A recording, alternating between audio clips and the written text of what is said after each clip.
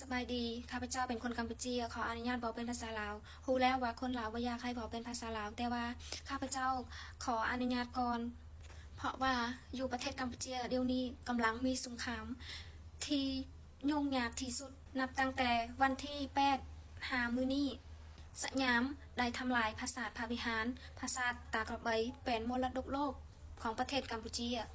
และได้ทำลายทุกสิ่งทุกอย่างอยู่ในประเทศกัมพูชีมาฮอดมื้อนี้ในนามข้าพเจ้าเป็นคนกัมพูชีมีความเจ็บใจหลายเพราะสยามบ่หยุดยิง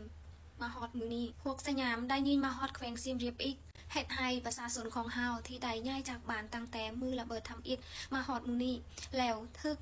ย้ายออกไปอีกแล้วก็ย้อนสยามมา6 หักบอนที่ประชาชนของเฮา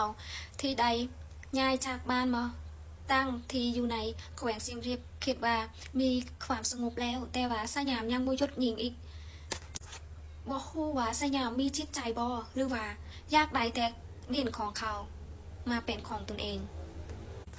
แล้วไปออกข่าวว่าประเทศของเขาได้ยิ่งได้อยากได้ดินของประเทศของตนเองเป็นหยังวะเป็นหยังขอยอยากถามว่าเป็นหยังเจ้าเฮ็ดแบบนี้